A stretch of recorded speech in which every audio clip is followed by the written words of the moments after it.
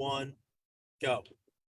Welcome into PressBox Live. Stan the Fan Charles of PressBox and PressBoxOnline.com. And with me on these midweek discussions in the world of sports, newsmakers in the world of sports, Gary Stein joins me. Gary, how are you, my friend?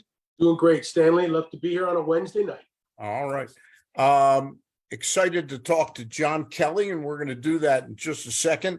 Let me remind you that in addition to the Costas In, we are brought to you each and every Zoom by the expert and award-winning AJ Michaels Heating, AC Plumbing, and Home Performance.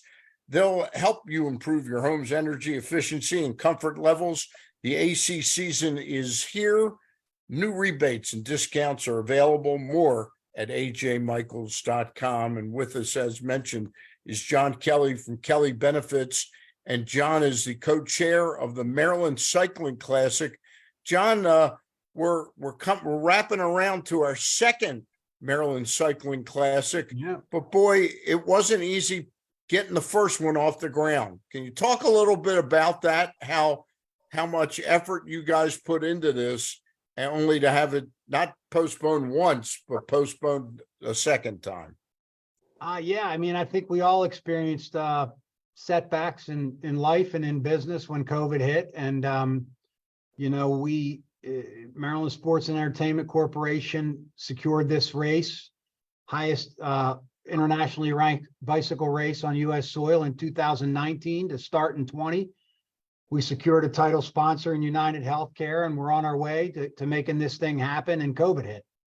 So it became obvious that we had to cancel in 20, and then 21 became a challenge. New administration, a lot of challenges still out there from COVID. So we had to delay it 2 years, and last year we were fortunate to have our inaugural year, and it was a huge success. You mentioned Maryland Sports and Entertainment. We're good friends with Terry Hazeltine. Yeah. Did Terry bring you in as co-chair at the very, very beginning of this adventure? Yeah, he brought me in as the chair. I don't know, is there a co-chair? I'd like to meet him because it would be fantastic. No, That's Terry. Somebody in our company sent me that the thing we were promoting. It said you were co-chair. I'm happy to call you the chair of Maryland Cycling Classic. Terry and I connected in the fall of 2019, and he asked me to chair the event. And with the state's backing and the city's backing and the commitment that Terry had, I said, yeah, let's go. I love cycling. I think it's a phenomenal sport. It's obviously an international platform. It's a way to feature Maryland and Baltimore around the world, help people see our city and our beautiful landscape in a way that no other sport can actually do it. So yeah, I came on early. So just so I understand the chronology, did you work with Terry in obtaining this race for Maryland, or did you get it? Did you get brought in after he had gotten the race? I was brought in afterwards. He had met with Medalist Sports, who puts on the event operationally, and KOM Marketing out of Colorado Springs, who were looking to bring a race to Maryland. They met with Terry. They secured the UCI calendar date and the backing of the state. And then Terry invited me in. All right, Gary, I give you the chairman of the Maryland Cycling Classic. Honor to ask him a few questions. Thank you, John. So you're a racer. You have a team, the Kelly Benefits team. They wear the Kelly green jerseys. I'm sure people see them all over the place. Let's take a step back before we dive into this event. The state of bike racing in this country. Europe is a hub basically for bike racing like soccer is. Yep. But the United States is making a big push with soccer now. The MLS gaining immense popularity, international players coming, Messi lighting it up down in Florida. Can you give us what the state of American racing is like compared to Europe and where we are? Yeah, I mean, American cycling has had tremendous ups and downs over the years. Right now, we're in a down spot. We used to have the Tour of California for about 10 years, which was a 10-day stage race in California, World Tour ranked, and that was great. We had Tour of Colorado, we had Tour of Utah, big international stage races that attracted the top teams from around the world, including the European teams. When COVID hit, that really took a hit on that as well. And right now, the Maryland Cycling Classic is the highest internationally ranked bicycle race on U.S. soil. We have other ranked races on U.S. soil, internationally sanctioned, but this is the highest rated. So trying to bring it back to America. The riders love to race here. They love America. And so, we're trying to bring it back. And also, John, I was wondering, and I'm actually an accountant by trade. I made the move to media about 30 years ago. So I'm interested in the economics of things as well. And I'm just wondering from your perspective, like if the Maryland Sports Commission brings a soccer match to Baltimore, or they bring, Navy Notre Dame, et cetera, people buy tickets, they pay, we can gauge what kind of an economic success that event is. Here, you're basically giving this race to people, right? People don't necessarily have to pay to watch along the route. So how do you gauge, what are the economics behind it, and how do you gauge success? Yeah, well, cycling is a sponsor-driven sport. So the sponsors sponsor the teams, and they're basically billboards all around the world and racing and with their impressions, and it's televised at a high level. For this particular race, we had to secure sponsors. It's a $2.5–3 million budget. United Healthcare stepped up from the beginning. It's been great title sponsor. And, it's not like golf that people understand in America. So getting the business community involved has been a little bit harder. But the economic impact, I think we had 15 million in direct economic impact last year, 52 million in indirect economic impact. It had, 2.5 billion media impressions around the world. It was in 82 countries, by 400,000 people live streamed it. 90,000 people watched it live here. So the idea, they all saw those athletes, their jerseys, the field of play was lined in the city with our sponsors, and it featured our city and our state in beautiful ways. So it is different than any other sport. The stadium is our roads. It's free of charge to people. They can go out and watch it anywhere on the course, and I think that's what makes it really, really cool. It's basically the second largest sport in the world in terms of fan base. Millions and millions of people, 30 million a day, I think, watch the Tour de France. Wow. It's like crazy. So, we had, 95,000 people watch it live on the course last year. That's bigger than a Ravens game. Huge. Yep, absolutely. And I thought, that's fantastic. And then not to mention the live streaming and everything else, and the local television, another 50,000. It was something. John, I want to talk a little bit. Obviously, the race itself is the pièce de résistance, but for the community and the economic development, this is a wide-ranging event for a few days. Can you talk about a couple of the other events that go with it, starting even on Thursday, Friday, and Saturday before the race runs on Sunday the 3rd?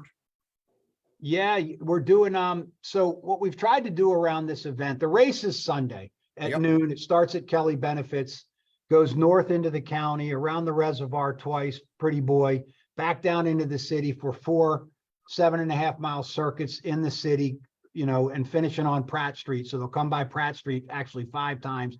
5th time will be the finish. It's featuring Baltimore County, which will be beautiful, but we're trying to make a full weekend around it. So Thursday, we have a diversity and sport event at the Reggie Lewis Museum Thursday evening. Friday, we have a press conference at 1. We're doing a community engagement day at Patterson Park, where we'll be doing helmet giveaways and bicycle education for younger students. Athletes will be visiting schools on Thursday. Saturday, we do a charity ride here at Kelly Benefits. It starts and finishes, a 32 and 62 miler. We raised close to 200,000 last year to benefit the United Healthcare Children's Foundation. Saturday night, we go downtown to Harbor Harbor East and in Harbor Point, we're doing a team presentation where all the teams present from around the world will be presented to the public, and their key athletes will be interviewed. And it's a lot of buzz and hype, and there'll be, food trucks and beer and fun and place to bring your family and see something that, maybe you've never seen before. So it's trying to make a full weekend of it and engage the community in a multitude of ways. Yeah. You mentioned the 95,000 people that watch it last year. Were the events leading up to last year's race, were they well attended and what you'd hoped they'd be? Yeah, I was actually blown away by almost every aspect of it. Ray Lewis came out last year for community engagement, did the charity ride with us. We've got a great group of ambassadors, former tour podium finishers and pro athletes and Olympians. But the team presentation was incredible in Harbor East. I was surprised at the number of people that came out.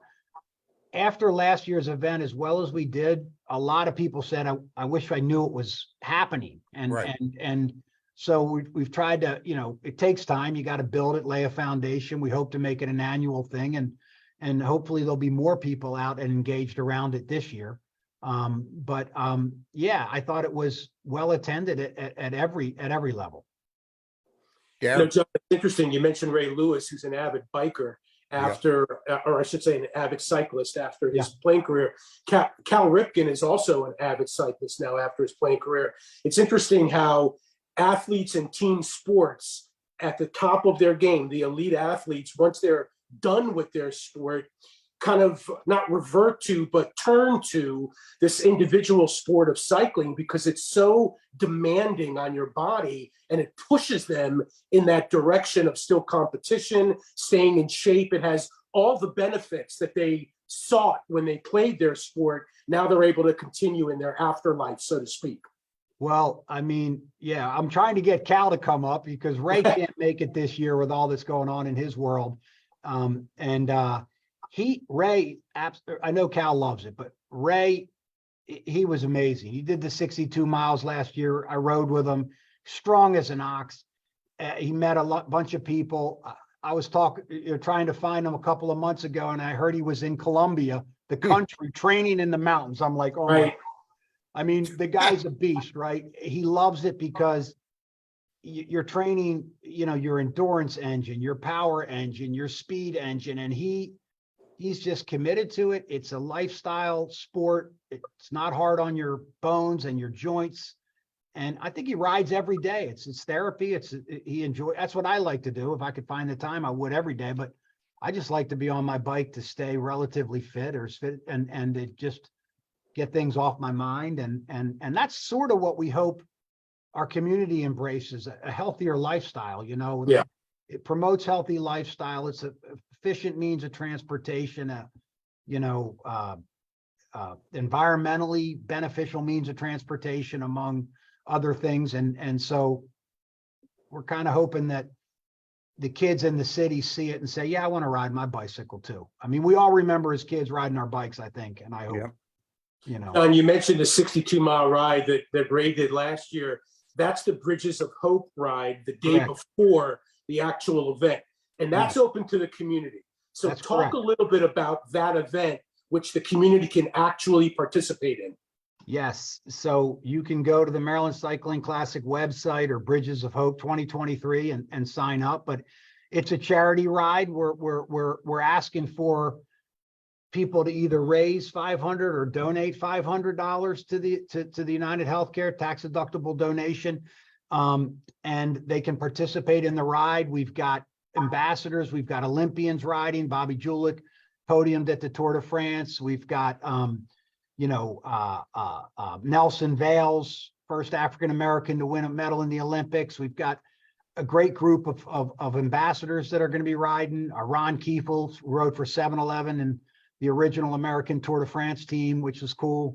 And then, guys like me, executives, from United Healthcare and other places will be riding. It's all different levels. You don't have to be fast.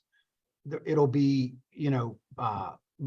you'll be feed zones, and there'll be, rest stops and people following and taking care of you. Baltimore County's great. You'll ride on the course, and there's a 32 miler, which isn't too bad. And then there's a 62 if you want to go into the hills. They're all hills, by the way, everywhere out here. Beautiful, beautiful country up there. Yeah. Yeah. So, we hope to continue to raise money for helping kids that need health care that they can't get access to through United Healthcare's Children's Fund, and to support our sponsor in their endeavors to support others. So it's a good thing.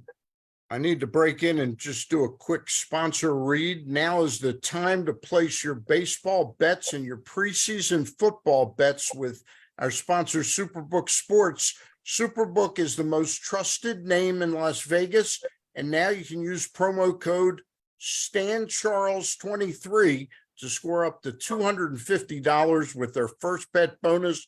Win or lose, they will match your first bet up to $250 using promo code StanCharles23, all one word with no spaces. Don't miss out this season. Win some money with Superbook Sports and promo code StanCharles23. John, you're a cyclist. I'm just curious how you got into it. And I'm wondering if a movie that I saw way back in 1979 called Breaking Away might have had anything to do with that. You know what? I watched Breaking Away as a kid. I loved it. I always liked to ride my bike as a kid. I'd ride wheelies and ride. You had a lot of freedom back in those days, safe neighborhood. Parents weren't afraid and kids could just go out and ride. I rode my bike all the time. I was an athlete. I played lacrosse in high school and college. And when I got done, I was doing triathlons to stay in shape for lacrosse. And I just fell in love with the bike.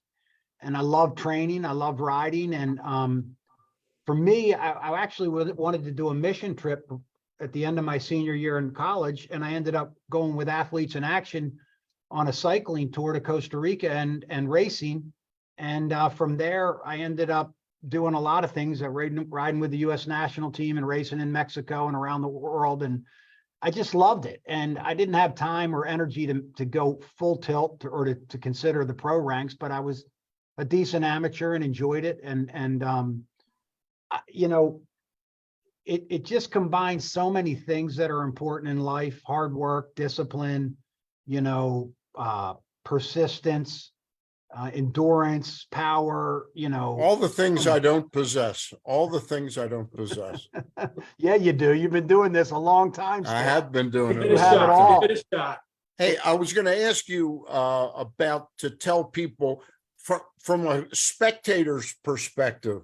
I know it's exciting to be there at the finish line, and I know spectating isn't something that you're good at, John. I know you're involved with it, but is the finish line the best place to watch and appreciate the race, or is it the backcountry roads and Sparks and everywhere in between? There's a multitude of places to watch the race. First of all, I think the start's a pretty cool place to start, because if you get up here, the race starts at noon, you get up here at 10 o'clock, all the teams are there, all their big buses and all the riders, autographs featuring them, seeing the start. There's a lot of hoopla around it. There'll be food trucks and everything else. Then a lot of people will be staged on the course. They'll be at the top of the Pretty Boy Reservoir watching a King of the Mountains competition. Last year, people had tents and barbecues in their yards and all that kind of stuff. And then, there's fan zones in different places. There's one at the aquarium and there's one in Harbor East. Guilford Hall Brewing's going to have live coverage. It's going to be seen on Maryland Public Television. There's a Human Powered Health Performance Expo on Market Street. There'll be a big screen. Pratt Street's going to be packed. It was 5 deep, for a long way down Pratt Street for the finish. What's nice about being there is you got the aquarium as a fan zone. You got the Market Street. You got the finish, all the big screens. You can see the race happening. You can live stream it on your phone or your iPad. There'll be an app that you can just go to the site and watch it. Great. So, I'm watching it on my iPad while we're driving downtown to the finish. So I didn't miss much of it, but people like to be in different places, Yep. The true fans, they like to be on the road, running with the riders, acting like nuts and having fun. And a question about the course. How does a course like that get picked out and designed? Is there somebody that's attached to the race, or were you a brainstorm as part of that, or how Well, did that happen? So Medalist Sports out of Atlanta operationally puts together the race. There are UCI regulations in terms of the length. It's 121 plus miles. You know, you've got to have a certain length of circuit in the city, 12 kilometers. It's 12 and a half kilometer circuit. You know, it needs to be safe as you can make it, and that kind of thing. We know the roads in Baltimore County because I've been riding them for 25 years, 30 years. And so we wanted to take them to certain places where we know it's hard. The riders liked it because it was very hard. There's a lot more climbing than they thought, and it was a lot harder than they thought. I think this year's race will be different, but there is a lot goes into the race in terms of safety for the riders, shutting down roads, rolling enclosures, follow vehicles, all that kind of stuff. But it's a super exciting course and not an easy one. You know, last year it came down to a breakaway of 5 riders that competed for the finish, for the win, and it was won by about an inch from a Belgian rider named Sepp van Mark, which I think was great for the sport and great for the race to see a big Belgian international guy win the race, the first one. We'll see what happens this year, but I don't think it'll be the same race. It'll be a different one. Yeah.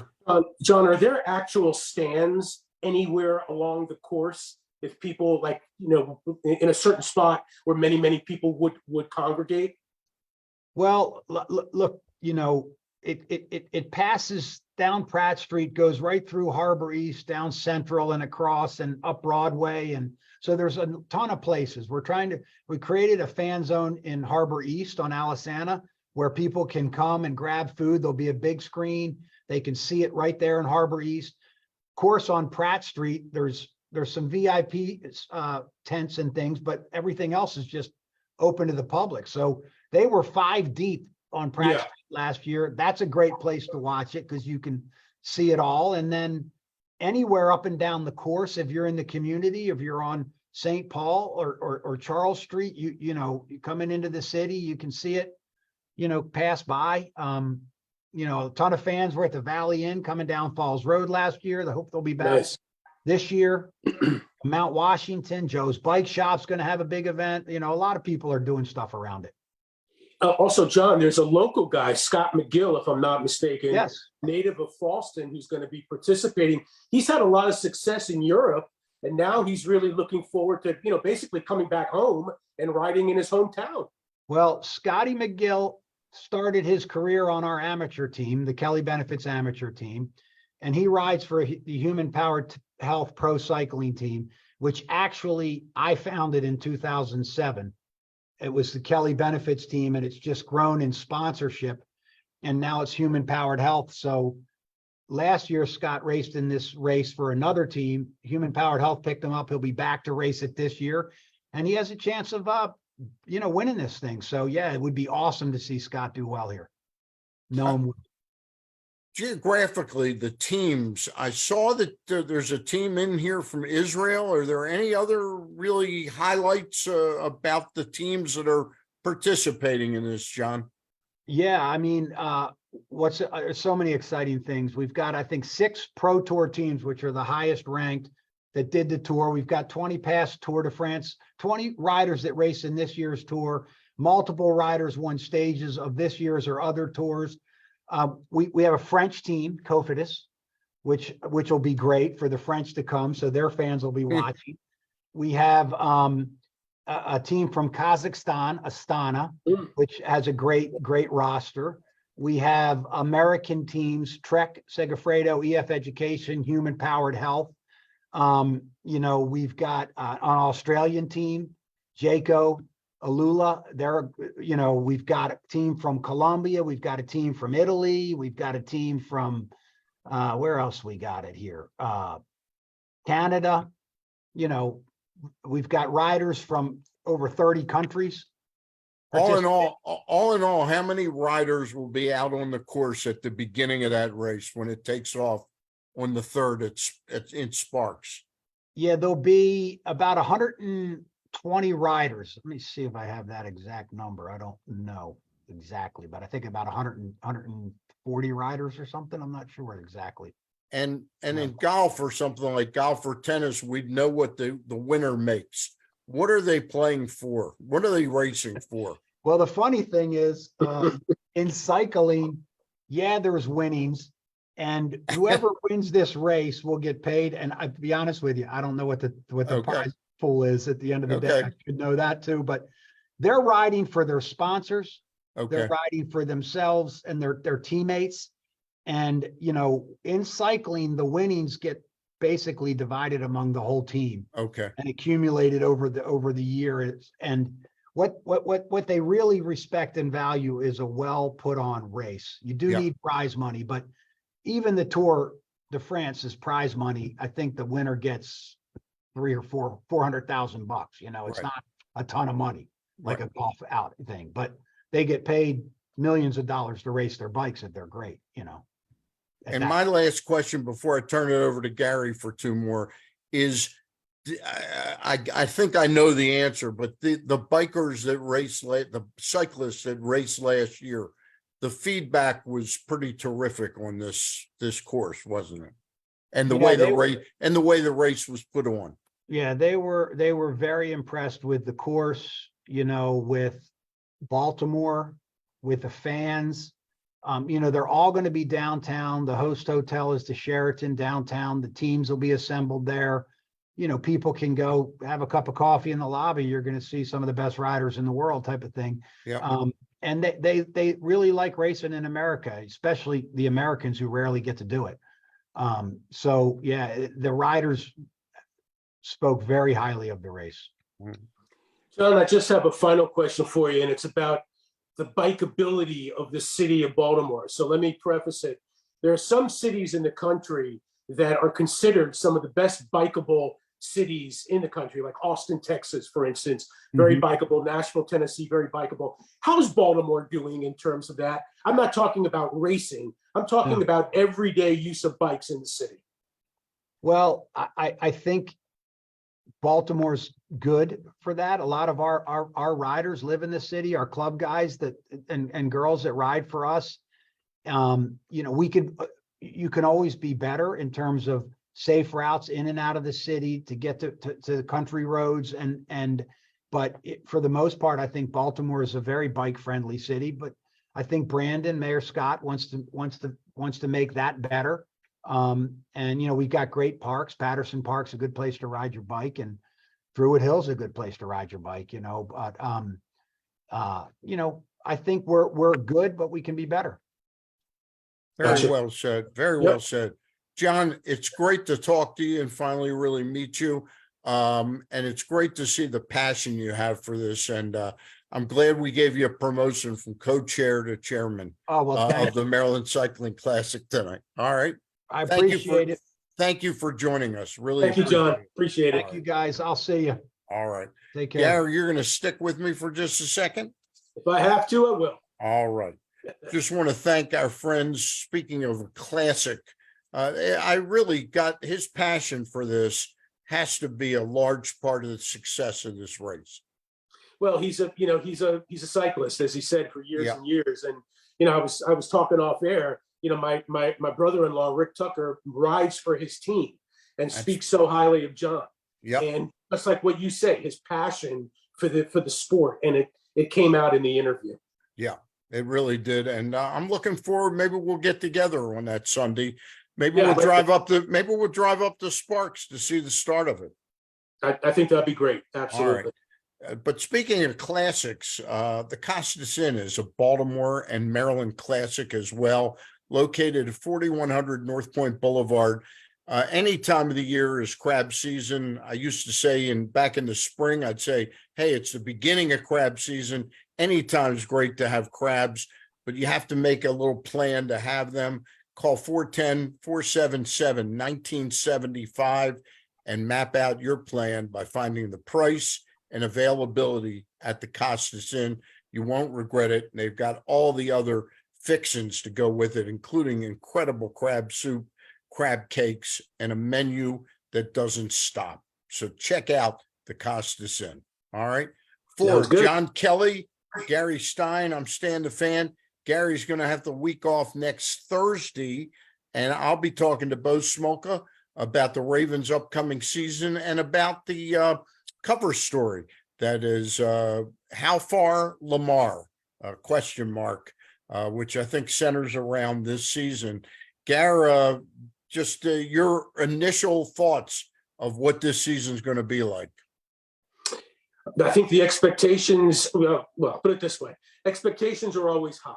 Okay. Yep. But when you have a new offensive coordinator and a quarterback with, one of the biggest contracts in the NFL and all the receivers that they brought in, hopefully they're still in their prime, and you know who I'm talking about. Yep. Or some semblance of their prime. I don't think expectations have been this high since the start of Lamar. So, but right now though, it's really hard to say. Yep. Because there's injuries now on the defensive side. Marlon Humphrey went down today. We'll see how severe that is. So like any season, Stan, you never know until they lace them up and see what happens. But again, expectations high. All right. Sounds great. I'll look forward to talking to you in between, but I won't see you next week, and we'll get you back on the week after. All right, Gary? Got it. Thank you, Stan. All right. Check it out. We thank you for joining us, and we'll be back Monday night. Ross Grimsley, Luke Jackson, and I at 4:00 on Monday. Bye. Bye for now.